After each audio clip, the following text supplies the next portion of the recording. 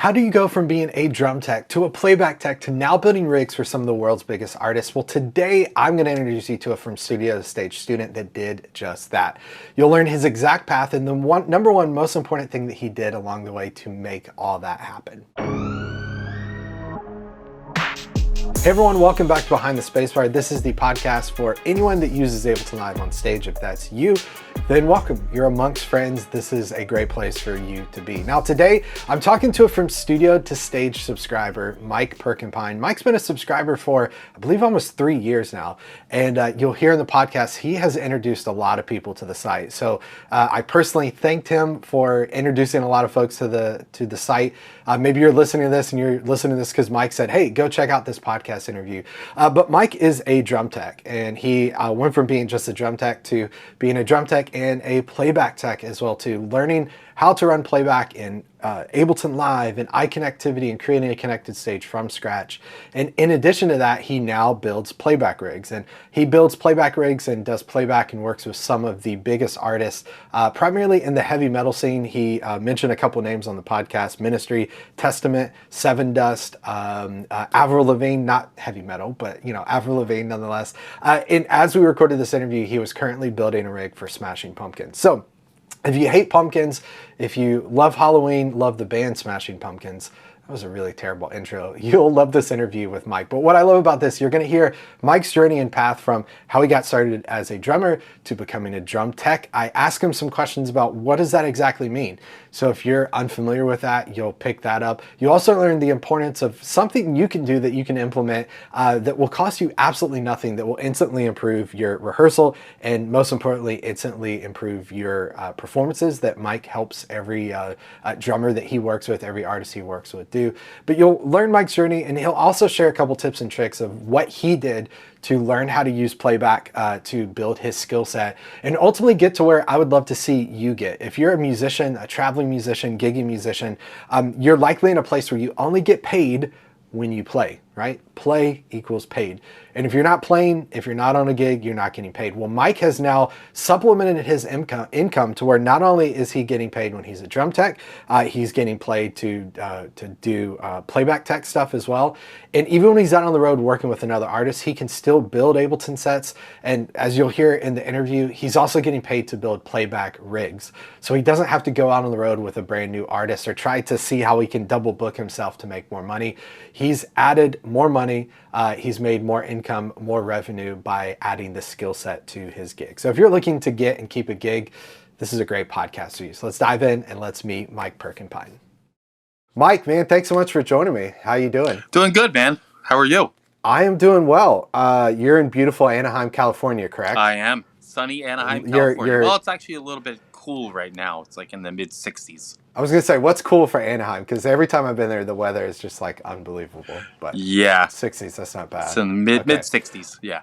So, Mike, this is a weird place to start the conversation, but I've been enjoying asking people this question and like keeping them on their feet right at the top of the conversation. So here's my question. To start, this is an easy one, not really, but to start the conversation, what is one thing, or maybe you could group it into a certain set of skills, but what's something that you feel like you naturally do better than other people, or something that you would say is your unfair advantage? You see other people struggle with it, and you're like, you just get it really, really well. What's that one thing or that kind of set of skills, if you had to pinpoint it, that you would say is your unfair advantage? That's an excellent question. Wow. Let's go with the fact that under high pressure situations, I can remain calm, whereas that's good. Whereas some other people that I've worked with, you know, they get you know, frustrated, and then they start like kind of like we do with playback. You know, you got to go through the steps in order to figure out if there's something wrong. But the main thing is to literally stay as calm as possible. You know. Yeah, and that's like, it's really easy for us to like play that down, but that is huge. I mean, that's massive in a live performance scenario. Right, exactly. Because I've seen so many guys, you know, one thing goes wrong, and it's literally like with playback is literally like just opening up a MIDI port in Ableton's preferences, and that was the only issue. They're like, oh wow, that was my only problem, Mike, and I'm like, yeah, just got to remain calm. They and on their end, they thought the whole rig was like on fire, you know. Yeah, that's right. So That's right. I think that's where I think I would hope that I excel in is just to remain calm and just be that go-to person, hopefully to, help out in those kind of situations. But yeah. That's really, is that something, do you feel like you've always had that, or is that something you've developed throughout years of doing this? No, you're right. I think what you said, I've developed it over the years because when I was first starting, just like anybody else, you don't have the experience when you're younger or when you're first starting out. Yeah. And you get to that point where you're like, oh my God, I can't figure this out. That's it, I'm done. And then and then you go to plan B, whatever that may be for you. But over the years, like I always say to other people, like knowledge is, a lot of people say knowledge is power, but also at the same time, knowledge is it is kind of like comforting in a way because that's good. Because the more knowledge you have, when something goes wrong, you're not gonna freak out. You're gonna know what steps, 1 through 10 or 1 through 5 that I need to take to put this fire out. Yeah, I don't want people to to gloss over that, because I think that's a huge piece. Because even for me, there's been times where, I'll get a call from a friend and I can hear in their voice something's wrong.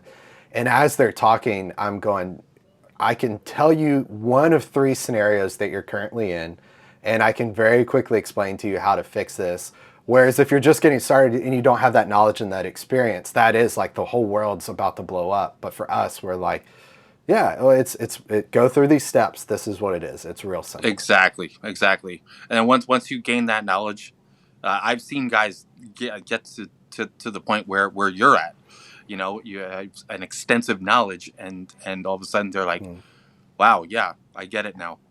This is fairly easy to troubleshoot," and exactly.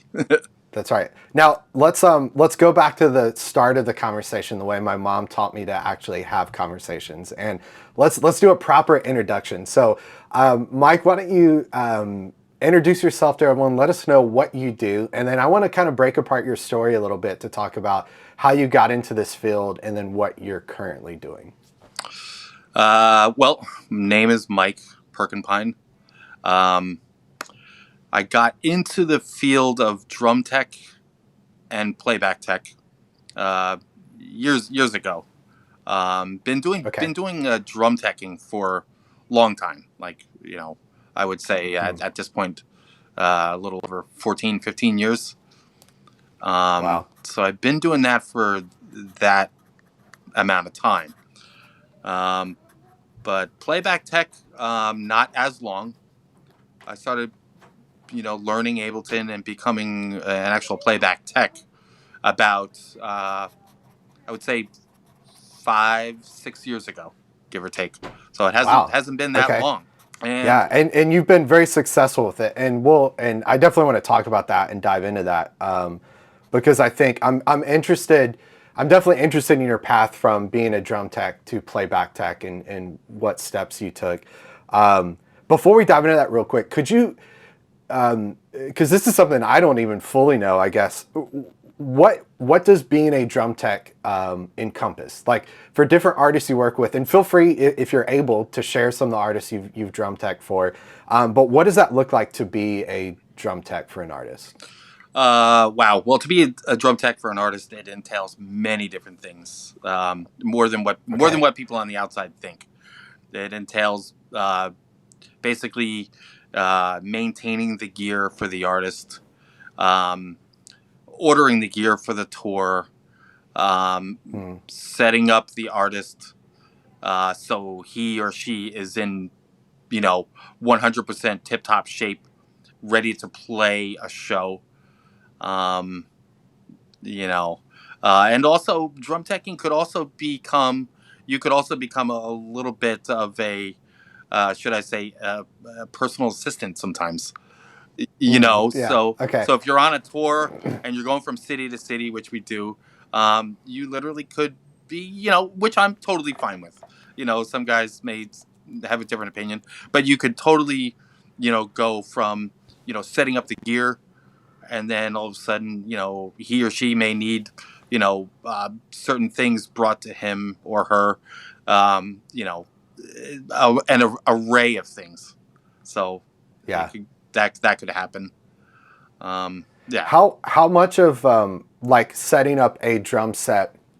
Well, let me ask you this question, then I'll get to that question, which I think these lead into each other. I'm assuming, and this is maybe a big assumption, but I'm assuming you're a drummer or have had experience as a drummer that got you into being a drum tech. Is that a fair assumption? Yes. Yeah. I became a drummer Okay, first and foremost, right in like middle school and high school. Took private nice. drum Okay, lessons. Yeah. okay, Um, I, that's awesome. How much of like what's the best way to say this? Basically, when you're setting up a kit for someone, how much of it is okay? I've put spike tape on the carpet and I know exactly where to put this versus sitting down and going, this feels the way it should for this particular person. Like how much of it is just brute like force of I just repeat this versus you sit down on the drum throne and go, this needs to move over a little bit because I know they tend to cheat with this hand a little and they need it here versus there, or that sort of thing. it's actually a good question.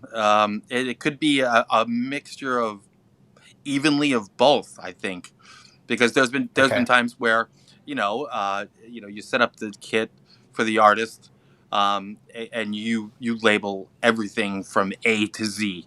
You dot your I's, you cross your T's, and then you go and you sit behind the kit, and then your artist could come up, and me personally, I'd be like, okay, this is perfect. This is exactly how we had it in rehearsal. And then sometimes potentially you could literally, um, have the artist come out for a sound check, and he or she sits behind the kit, and it's okay. Hey, Mike, can you do me a favor? Just move the hi hat over maybe just like an inch. So I mean, it doesn't necessarily mean you didn't do your job properly. It just means that day maybe they want the cymbal lowered a little bit. um, Yeah. I've had that thousands of times. Or hey, Yeah. let's take this crash cymbal and move it over to the right side, or let's lower this a little bit. So yeah, That's I think cool. it's a little, it's like 50-50. Okay, that's good to know. Yeah, because I feel like there's always, I mean, kind of where we started the conversation, there's that intuition or whatever that comes with doing this for however long that I always wondered, how much of it is just a purely technical thing versus the intuition versus probably even, I mean, you kind of mentioned this, like when you go between okay, as a tech, I am setting up your kit to, partial, personal assistant, like Hmm. knowing what's going to allow them to put on the best performance, whether maybe it's grabbing an extra water bottle or noticing, they're struggling a little bit tonight, or they may need this little extra thing, or let me kind of help them with that. Like, I always appreciate guys like you that go the extra mile, that one, get to know the person they're working with and go, this isn't just a like checklist job where I'm just going to do these things very mechanically. To I'm really here to serve and go, this, me, serving them the best in this moment is going to make this performance the best for every single person that paid to come see this show, basically. Exactly. No, that's a perfect point. I'm there to make sure that the drummer is, as their drum tech, I'm there to make sure that they have, like you said, the best possible show that they can have.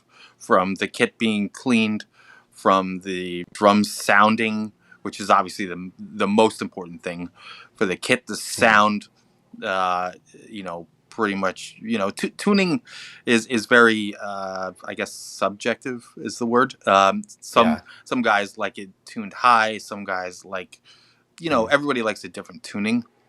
Yeah. But that being said, have the kit tuned to the way the artist wants to hear it, and be consistent. Like everything has to be the same exact thing every single night. And and as a drum tech, that's huge. Uh, you know, That's good. People can come in and drum tech, and I guess maybe some of the guys who might be a little more inexperienced go out there and they're not as consistent. So when I say that, that's hugely important. It has to be the same thing every night. Yeah. Because then they'll start thinking about that during their performance while Yeah, while they're I playing. can see that. Yeah. Yeah, that's really how. One more question about drum tech stuff, and then we'll kind of move into your transition to being a playback tech. But are you sound checking drums for the artist, or does that depend on the particular artist you're working with?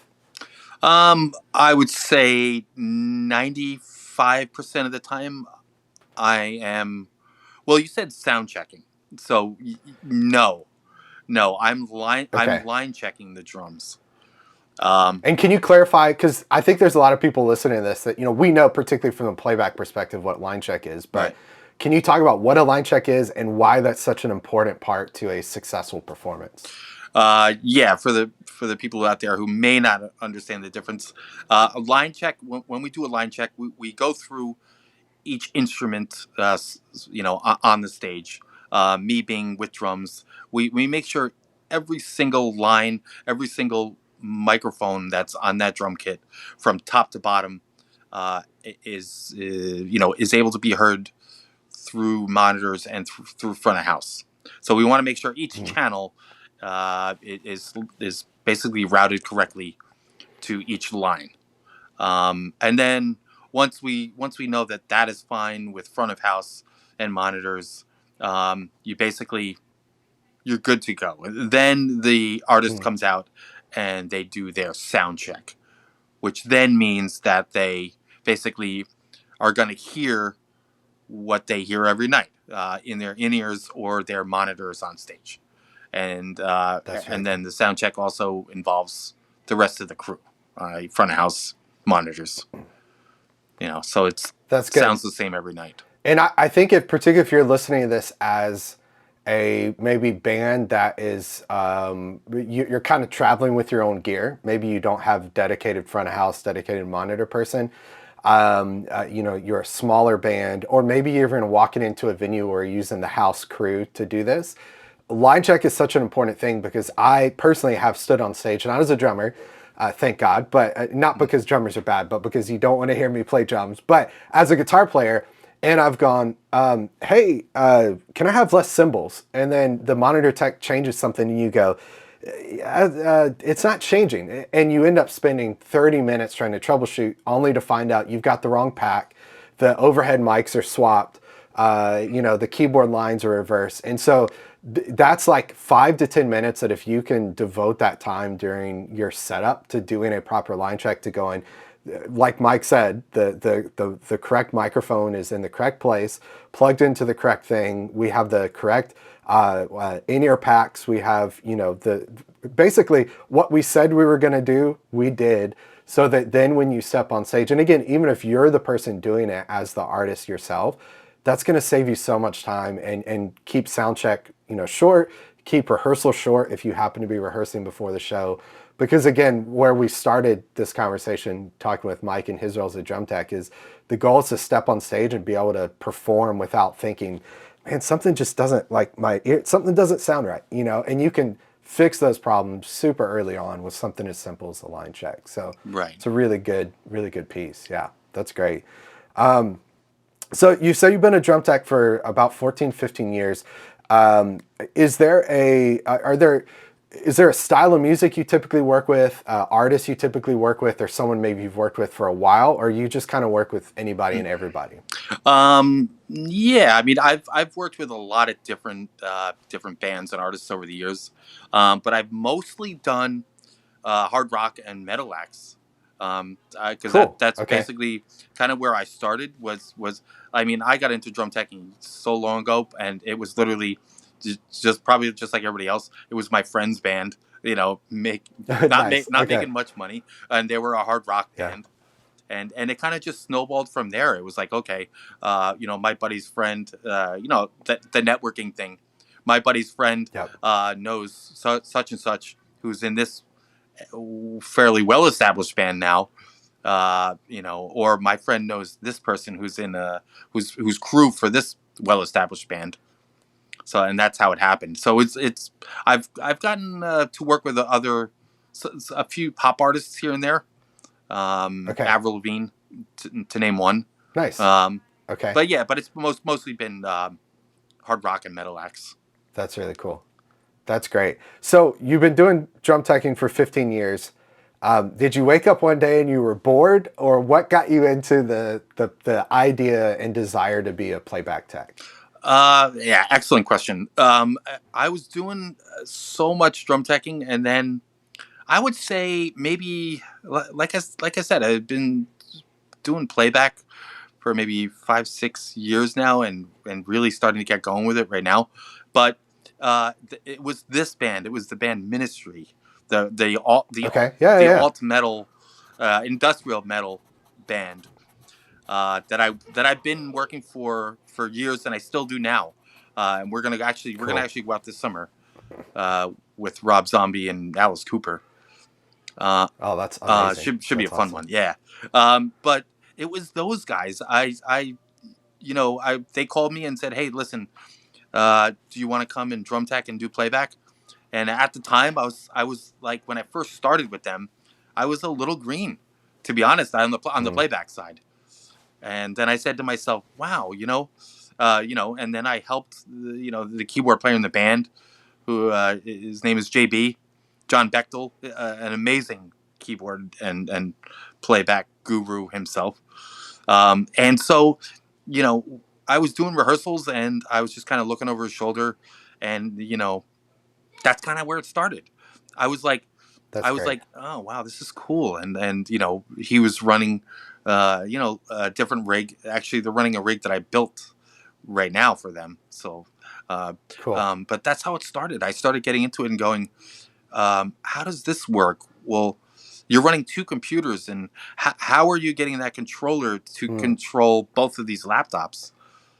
And that's how it started. It was the coolest thing ever. And then, I started diving into it, and then I became a student of yours, and that was it. I was off to the races, That's so cool. Yeah. And every single day I'm learning new stuff, So, yeah. That's a great attitude to have. I want to, as best as you can. I don't know if you can take yourself back to that point, because you've been doing this, 5 to 6 years, but that's an eternity in music technology, time. Because so much has changed in 5 to 6 years. True. But as best as you can, go back to, you got that call from your buddies in ministry, and they said, "Can you come drum tech and do playback?"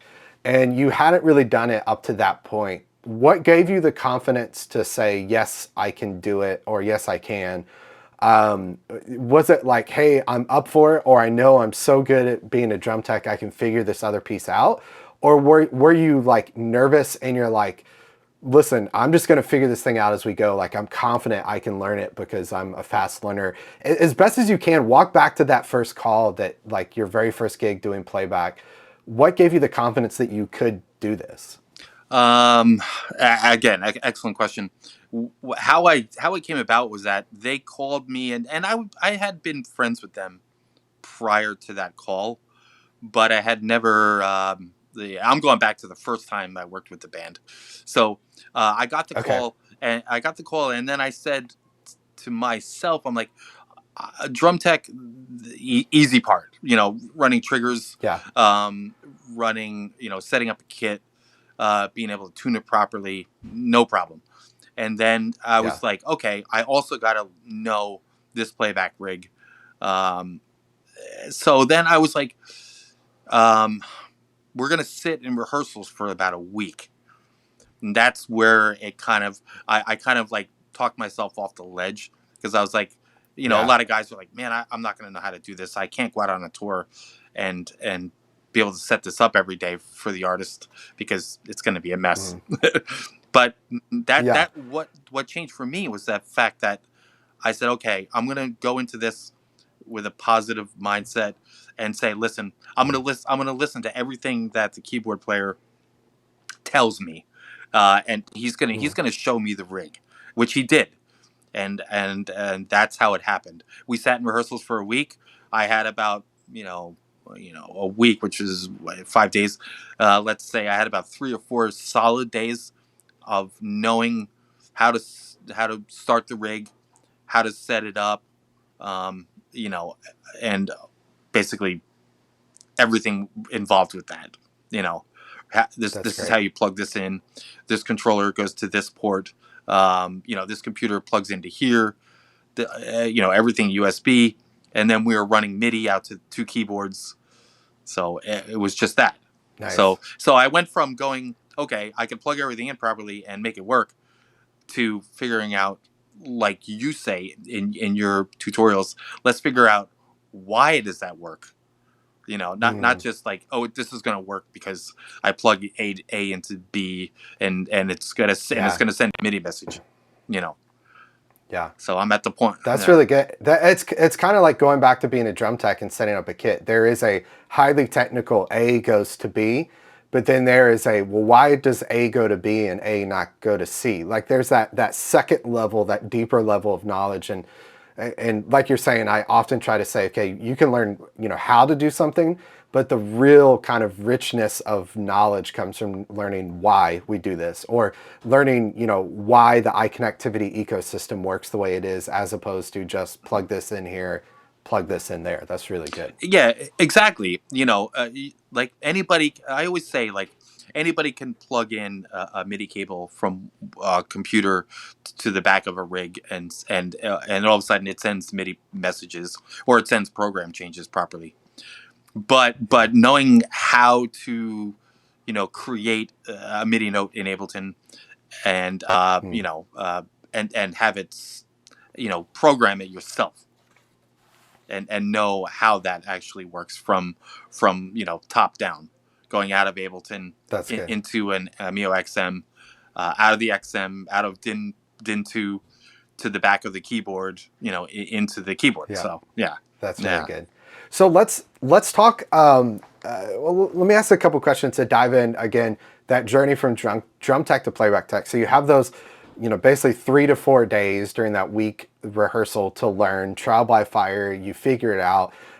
What are steps you've taken since that very initial thing that have helped you understand the why of playback tech, and what are things you've done that have really added to your skill set, or things that have been helpful to you to learn about being a playback tech and learn the why of things, or a deeper level of knowledge beyond just, like you said, plug cable into the back, into keyboard, and go. Yeah.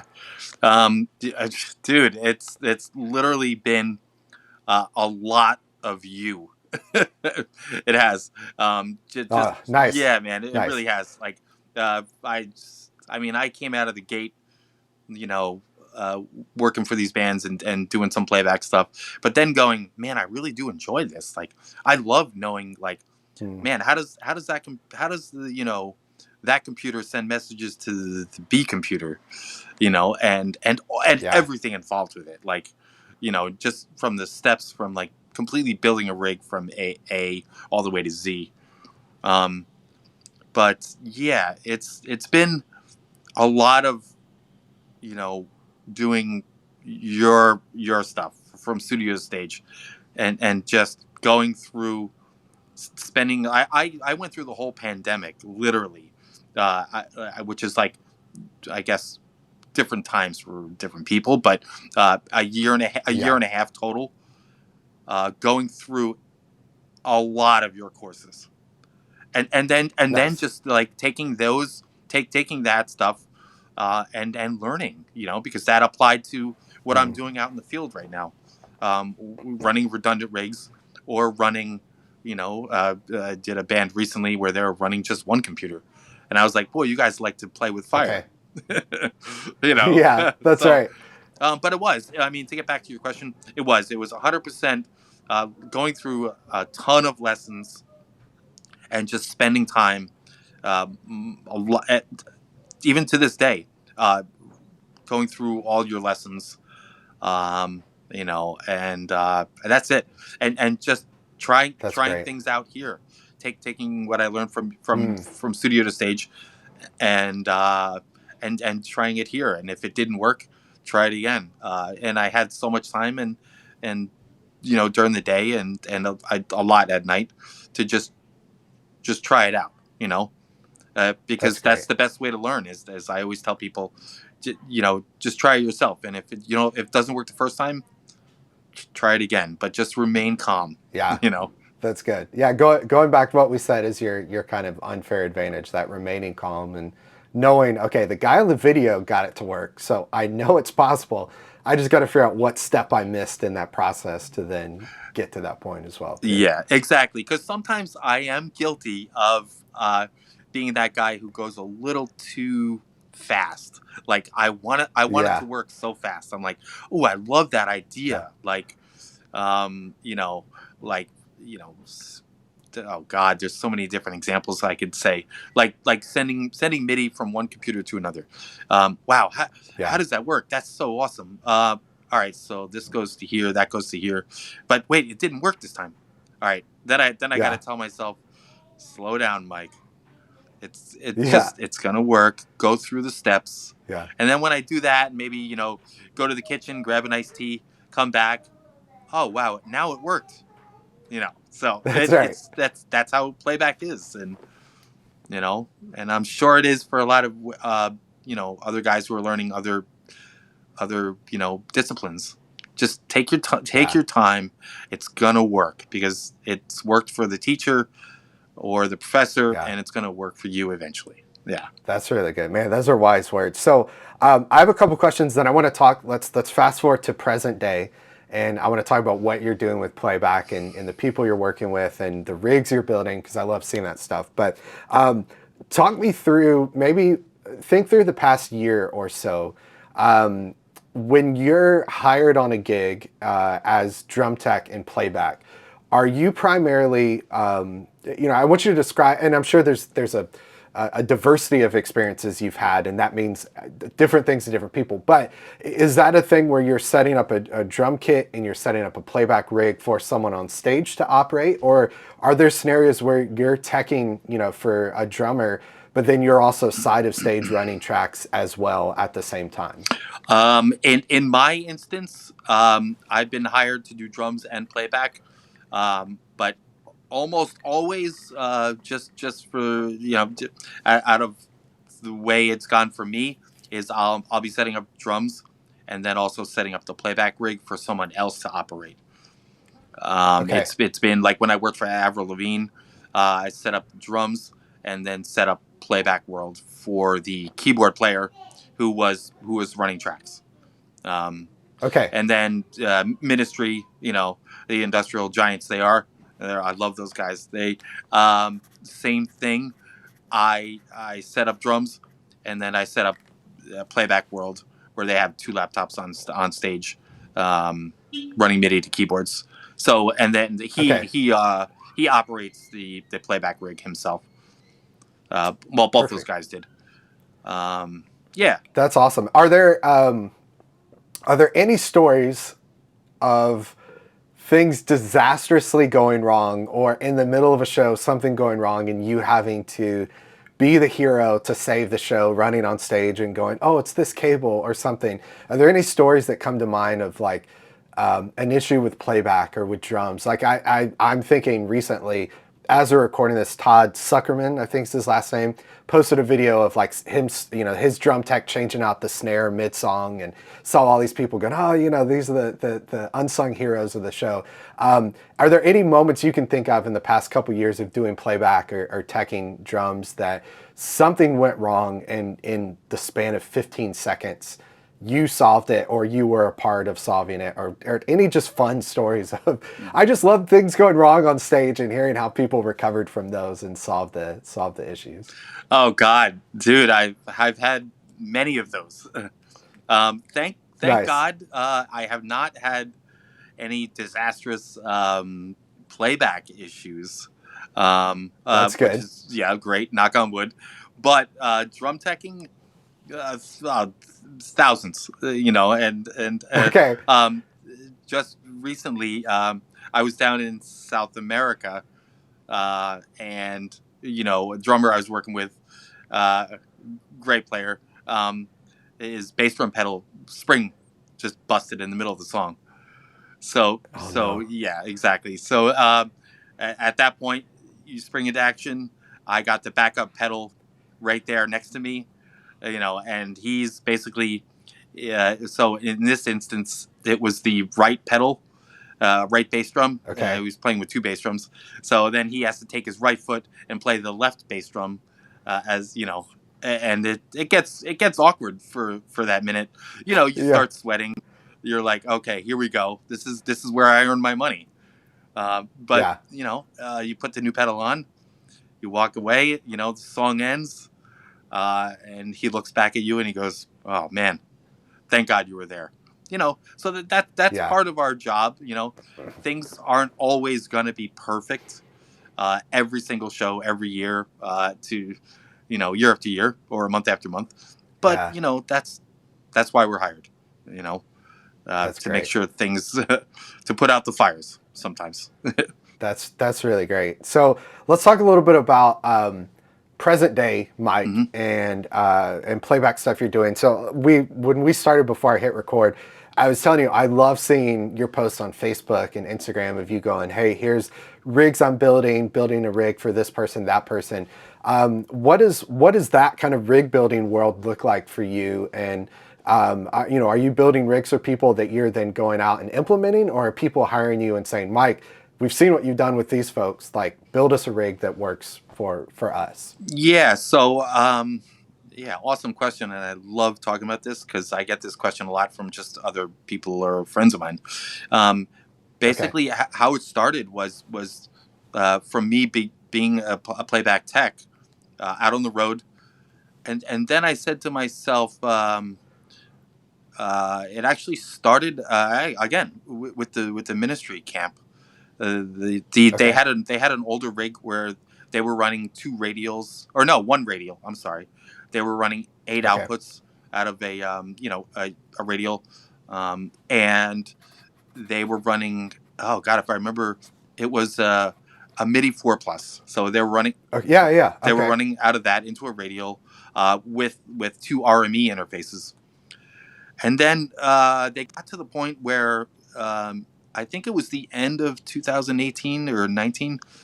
No, the end of 2018, the beginning of 19. The keyboard Okay. player, we would have a lot of conversations, and he's like, "Hey, what's that thing called the Play Audio 12?" And Yeah. I was like, John, that we got to put you on this. He goes, Yeah. wait, we don't need two audio interfaces though. I said, no. I said, John, and this same conversation happens to thousands of people, I'm sure, about eye connectivity stuff, Yeah. which you and I both love. Uh, I could Oh talk yeah. about it for hours, and that's how it happened. He was like, "Listen, let's get on a Play Audio 12," and I said, "Okay, yeah." So that means we can ditch, 90% of the rig you're using. So if we put Yeah. you on a Play Audio 12. We could have you go out of that. And then he was wondering, well, how do I switch from A to B? I told him, well, it's also in that Mm. same box as well. And he was like, oh wow. So wait a minute, I could have my Yeah. outputs, I could have redundancy, and then he said, well, wait a minute, we're running MIDI too. And I said, well, John, that box does the same thing too. It has MIDI redundancy as well. And Yep. then he was like, well, wait a minute. We have, 5-pin MIDI coming out of the keyboards. And I said, okay, well, we'll run that to a Mio XM. And then I told him, well, basically, to get communication between the two boxes, like we know, like, I always tell people, I'm like, yeah, let's just create an RTP session between both boxes, and that'll be the connection. And we did that, Yep. and then that's how the conversation started between me and him, uh, personally, uh, and then that's kind of where it snowballed for me. I said, you know what? I Wow. said, you know what? I'm gonna build you a rig, with just using one Play Audio 12 and one Mio XM box, and he loved it. And he said, okay. That's He said, amazing. go ahead, build it. and I talked to their manager and then their front of house engineer, who's a good friend of mine, and he said, "Yeah, let's go ahead, build a new rig, Mike." And so I built that one, and then that's kind of how it snowballed. It was like, hey, I posted about it because I, of course, want to gain more business, and then that was the start of it. And then my friends saw that I built their rig and was like, hey, man, wow. So you could take something that's like, 5 or 6 U and drop it down to like 1 or 2 U. And I said, yeah. I mean, we could literally, and that's how it started. And here I am, 5 or 6 rigs deep into hopefully starting my own business doing this. How beneficial, and I'm not asking actual numbers, financial data, but how beneficial for you has it been going from Mike Drum Tech to Mike Drum Tech and Playback Tech to Mike Drum Tech, Playback Tech, and Rig Builder? Because I talk a lot with musicians that are kind of in that, like, I get paid when I show up and play, or techs that are, I only get paid when I'm there. And you're starting to, now it feels like you're building this side income, and you're making yourself far more valuable when someone comes to hire you to go, I'm not just a drum tech, but I'm a drum tech and. How beneficial has adding this to your skill set been from a like financial and job security standpoint for you? Oh God, dude, you hit it on the nail right there. It's hugely important. Because yes, going from just being a drum tech at one point, I was like, okay, this is great. But being a drum tech, you get paid when you're there or on the tour only. When I was not on the road, I was like, all right, I got other things I'm gonna do. But to now, kind of parlaying drum tech into playback tech, still doing now doing both, but yeah, like you said, now having this revenue stream, and basically, more importantly, having the knowledge to be able to, obviously make more money, but also having the knowledge to, jump out to other people and build the rig and build their Ableton session. So yeah, and have, so basically it's going from not having much income off the road to, wow, okay, now I got a side business off the road to parlay into being able to do it on the road while I'm on the road as well.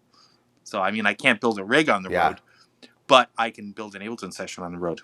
So, and that's, I don't want people to miss that, because that's huge, because like you said, one, it's adding to a skill set you already have. So when people hire you, then they're getting more and more and more. But now, instead of just, like you said, getting paid when you're there, you're now building this side business where you could build 4 Ableton sessions for 4 different artists while you're on a tour for one artist, and do all of those really well. It's not like you're taking away from your main job as a drum tech if you're also building Ableton sessions for other people, and that just opens the door for so many possibilities from a revenue standpoint and from a job perspective. Exactly. Right. I mean, and being able to kind of like multitask like that, it's hugely important.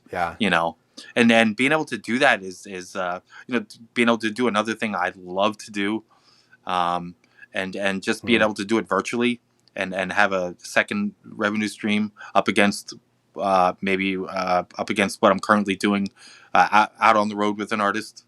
Like you said, it is hugely important.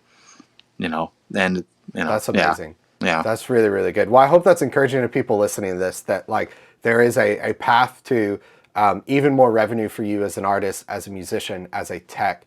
And I love Mike's story of musician, tech, playback tech, rig builder. Who knows what you'll be doing catering the next time we talk. Who knows what you're adding to your skill set. So that's amazing, Mike. So one quick question for you, and then I want to wrap up with you sharing how people can get in touch. But before we get to that point, what's encouragement, or what's one next step that you would suggest to someone who's listening to this that is either a drum tech, you know, you could say, okay, Mike, 6 years ago, what's a piece of advice you want to share with Mike for, you know, 6 years ago where you were, or someone that's a musician that's on, you know, playing with a band or whatever that wants to get into the world of playback, understanding this, maybe eventually building rigs. What's like one thing you suggest people do, and what's just some general encouragement or advice that you would share with people that want to get into that space? Wow. I would say the most important thing is to just take your time. Take your time. Go slow.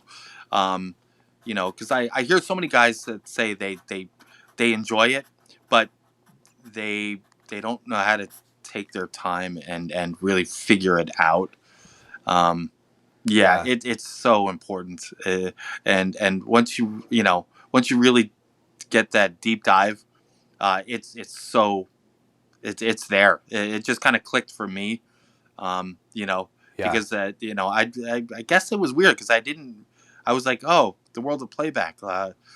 I didn't expect to jump into it, but it was something from the start. I was like, this is cool. Like, you know, everyone's like, oh man, Mike, now you're into all that nerdy stuff.